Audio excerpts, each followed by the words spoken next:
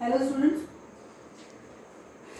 हम यहाँ पर इसलिए इकट्ठा हैं ताकि क्लास 9 का फिजिक्स चैप्टर जिसका नाम है मोशन वो आपको पढ़ा सकें। ठीक है, तो चलिए स्टार्ट करते हैं। बहुत ही इजी चैप्टर है, फिजिक्स का पहला चैप्टर है। तो देखते हैं मोशन क्या है। तो बेसिकली मोशन जो है चेंज इन पोजीशन। क्या है ये? Change in position. अब ये चेंज इन पोजीशन किस को कहते हैं ये समझ लीजिए कि जैसे कि आप इधर इस पॉइंट ए पर हैं, ठीक है, और यहाँ से आप चलते चलते चलते चलते आप पॉइंट बी पर आए। ठीक, तो यहाँ से यहाँ आप एक जगह से दूसरी जगह जब आए, ए पोजीशन से बी पोजीशन पर जब आप आए तो इसी को कहते हैं चेंज इन पोजीशन।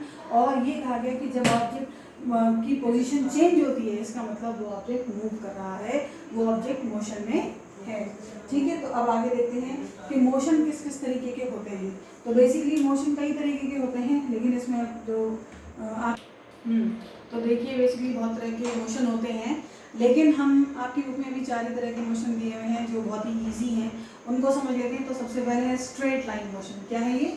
इसको बोलते हैं straight line motion. Straight line motion, ठीक है।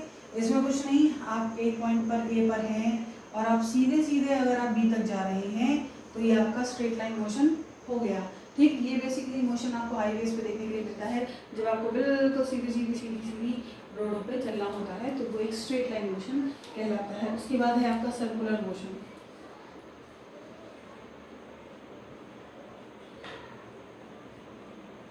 सर्कुलर मोशन देखिए, अगर आप एक सर्कुलर पाथ पर चल रहे हैं तो ये आपका सर्कुलर मोशन है। सर्कुलर मोशन की डेफिनेशन ये होती है कि जिस पॉइंट से आप चालू हुए हैं, जो इनिशियल पॉइंट से आप चालू हुए हैं, आप घूम फिर के उसी पॉइंट पर आकर फिनिश होंगे। तो इस तरह के मोशन को हम बोलते हैं सर्कुलर मोशन। उसके बाद आता है रोटेटरी मोशन।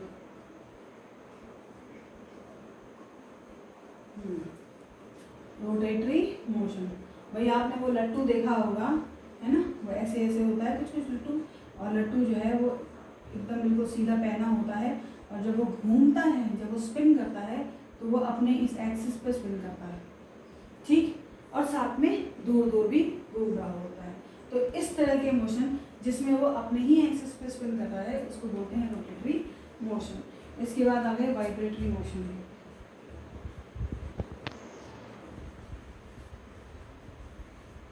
वाइब्रेशन का सबसे बेस्ट एग्जांपल है जब सर्दियों में आपको सर्दी लगती है और अभी हिलते हैं, तो वही है वाइब्रेटरी मोशन। और सिंपल और साइंटिफिक टर्म से अगर आप समझना चाहें तो आपने एक पेंडुलम देखा होगा, वो कुछ इस तरीके का होता है। ठीक, इसको बोलते हैं बॉब, और ये सस्पेंडेड होता है एक थ्रेड से। ठीक है, इस पोजीशन को बोलते हैं मीन पोजीशन। ठीक, बिल्कुल बीचों बीच की पोजीशन कहलाती है मीन पोजीशन। जब हम इसको यहाँ से उठाकर इधर तक लाते हैं और धीरे से छोड़ देते हैं, ठीक, तो ये जो बॉब है इधर आया और यहाँ से ये एक्सट्रीम पोजीशन तक, एक्सट्रीम लेफ्ट या एक्सट्रीम राइट तक जाता है। ठीक, और फिर ये वापस ये यहाँ गया अपनी एक्सट्रीम पोजीशन, मतलब जितनी मैक्सिमम दूरी तक ये जा सकता है उस दूरी तक ये जाता है, फिर ये मीन पोजीशन पे आता है और दोबारा अपनी नेक्स्ट एक्सट्रीम तक जाता है। तो ये जो मोशन किया गया है एक खास फिक्स टाइम इंटरवल में होता है, एक खास टाइम के लिए होता है, उसी को बोलते हैं वाइब्रेटरी मोशन। मतलब ये है कि ये बॉल एक जगह गया, फिर यहाँ से बीच में आया, फिर उधर आया, फिर बीच में आया, ये पूरा का पूरा एक सर्कल माना जाता है। मीन पोजीशन से बोथ साइड जाकर फिर मीन पोजीशन पर आना, ये है वाइब्रेटरी मोशन, और ये एक खास टाइम पीरियड में होता है। इसके बाद देखिए how to describe a motion, कि मोशन को किस तरीके से डिस्क्राइब किया जा सकता है। तो इसमें रेफरेंस पॉइंट नाम का एक पॉइंट आया है।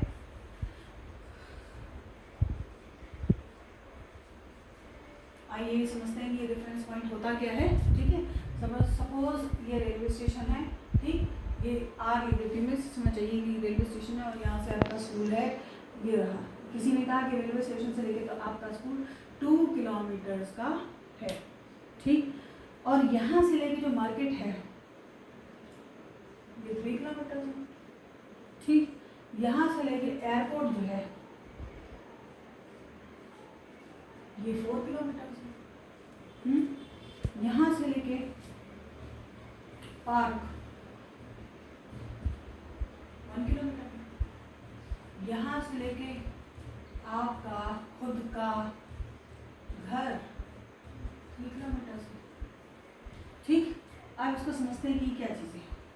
इसमें देखिए ये कहा गया है कि इस पॉइंट को रेफरेंस मान रहे हैं, मतलब ये इस पॉइंट से ही हम हर दूरी को तय कर रहे हैं, इसी पॉइंट को मेन मान रहे हैं। यहाँ से लेकर जब आप स्कूल तक आए तो 2 किलोमीटर्स हो गया।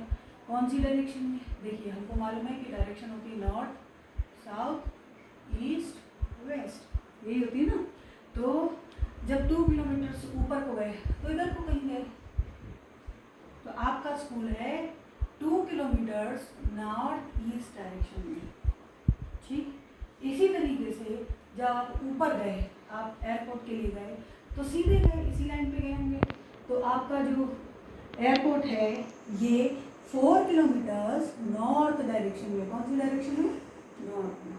इसी तरीके से जब आप अपने घर को गए 3 किलोमीटर्स तो कुछ इस तरीके से ही आए होंगे, तो ये आपका घर जो है ये वेस्ट की डायरेक्शन में 3 किलोमीटर्स है। और जब आप ऐसे आए हैं यूँ पार्क के लिए, ठीक, तो आपका पार्क साउथ वेस्ट डायरेक्शन में है और 1 किलोमीटर पे है। जब आप इधर आए इस तरफ तो यही हो गया ईस्ट साउथ, ये साउथ ईस्ट कुछ भी कह सकते हैं इस रेफरेंस से, तो ये आपका 3 किलोमीटर्स हो गया। ठीक, तो जो हम पॉइंट ले रहे हैं जहाँ से हम सब कुछ सारे डिस्टेंसेस कैलकुलेट कर रहे हैं उसको हम रेफरेंस पॉइंट कहते हैं, या ग्राफ की लैंग्वेज में जैसे हम ग्राफ इस तरीके से बनाते हैं, ये एक्स एक्सिस होता है, ये वाई एक्सिस होता है, तो ग्राफ की लैंग्वेज में इस पॉइंट को जहाँ से सारे ग्राफ चालू होते हैं उसको हम ओरिजन, ORIGIN, ठीक, ओरिजन भी कहते हैं। ठीक है, और कुछ मुझे लगता है कि इतना तो समझ में आ ही गया होगा। इसके बाद आते हैं डिस्टेंस और डिस्प्लेसमेंट पे। ये बुक ही मैं रख देती हूँ क्योंकि ये बड़ी भारी किताब है। सबसे पहले हम बात करते हैं डिस्टेंस की और दूसरा है डिस्प्लेसमेंट। मुझे लगता है आपको दिख रहा होगा, इतना छोटा भी नहीं लिखने में। देखिए डिस्टेंस क्या होता है। देखिए आप जो है इस पॉइंट ए से बी तक आए, ठीक, ए से बी जो है आप 3 किलोमीटर्स आए, ठीक है। अब बी से आपको सी तक जाना पड़ा, कुछ ज़रूरी काम था, और ये आप आए 4 किलोमीटर्स, ठीक। अब आपसे अगर पूछा गया कि भाई बताओ कि ए से लेकर, ए पॉइंट से लेकर सी तक जाने में आपको कितना डिस्टेंस कवर करना पड़ा, तो इसके लिए आपको डिस्टेंस कैलकुलेट करने के लिए डी लिखना पड़ेगा। डी इसका एब्रिविएशन है, ये बराबर होगा 3 किलोमीटर प्लस 4 किलोमीटर, तो ये निकल के आएगा 4 और 3 7 किलोमीटर्स, ठीक। सिंपल मैथ्स है कि आप इधर आए, यहाँ से यहाँ आए और यहाँ से आए, दोनों को जोड़ दिया तो ये आपका 7 किलोमीटर्स। लेकिन डिस्प्लेसमेंट ये नहीं होता। डिस्प्लेसमेंट में देखिए आप आए ए से बी तक 3 किलोमीटर्स और बी से आप आए सी तक 4 किलोमीटर्स, ठीक है। सेम ऐसे जैसे आप डिस्टेंस में चले थे, ठीक। लेकिन डिस्प्लेसमेंट नापने के लिए आपको ये लंबी दूरी नहीं तय करना होता है। डिस्प्लेसमेंट बेसिकली होता है शॉर्टेस्ट डिस्टेंस, क्या होता है? शॉर्टेस्ट डिस्टेंस, ठीक। तो इन दोनों का जो शॉर्टेस्ट डिस्टेंस होगा वो ये वाली लाइन होगी। क्या होगी? ये वाली लाइन, जिसको हम बोलते हैं टेंजेंशियल लाइन। टेंजेंट मतलब ये जो ट्राइंगल है इसकी ये जो सीधी खड़ी लाइन होती है, ये वाली तिरछी वाली, इसको हम टेंजेंट कहते हैं। तो हमें टेंजेंट बनाना पड़ेगा, तब हम इसकी शॉर्टेस्ट डिस्टेंस, सबसे कम दूरी निकाल सकते हैं। तो इसको निकालने का तरीका देखिए, पाइथागोरस थ्योरम होता है। पाइथागोरस थ्योरम आप समझ सकते हैं कि सबसे जो लंबी ट्राइंगल का जो सबसे लंबा वाला भाग है, ठीक, उसको एक्स मान लीजिए यहाँ पे, उसका जो स्क्वायर है वो दोनों ट्राइंगल के दूसरे दोनों साइड के स्क्वायर के सम के बराबर होते हैं। साइड के सम के स्क्वायर्स के बराबर होते हैं, ठीक। इसको पाइथागोरस थ्योरम कहते हैं।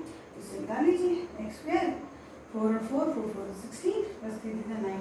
ऐसा मत करिएगा कि 4 2 8 और 3 2 6, नहीं नहीं नहीं, 4 × 4 4 2 16 और 3 9, तो ये निकल के आपका आ जाएगा 25 और x निकल के आएगा आपका √25। √25 की वैल्यू होती है 5, तो x आपका निकल के आ गया 5 किलोमीटर्स। तो ये जो डिस्टेंस है ये है आपका 5 किलोमीटर्स, आपको समझ में आ गया होगा कि डिस्टेंस बेसिकली एक सिंपल एडिशन है और डिस्प्लेसमेंट जो है वो शॉर्टेस्ट डिस्टेंस निकालने का तरीका है।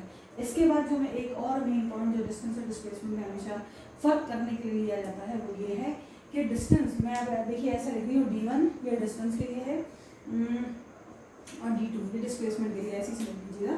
तो डिस्टेंस और डिस्प्लेसमेंट में जो दूसरी डिफरेंस है वो ये है कि ये वाली जो चीज़ है डिस्टेंस, ठीक है, ये स्केलर क्वांटिटी है कि वेक्टर, आप बताओ डिस्प्लेसमेंट स्केलर होती है कि नहीं? बताइए, ये स्केलर क्वांटिटी है कि नहीं? डिस्टेंस स्केलर होती है कि नहीं होती है? ठीक है, डिस्टेंस जो है ये एक स्केलर क्वांटिटी है और डिस्प्लेसमेंट जो है वो स्केलर है कि वेक्टर है? आप बताइए क्या है वो? तो ये डिस्प्लेसमेंट जो है ये वेक्टर होती है।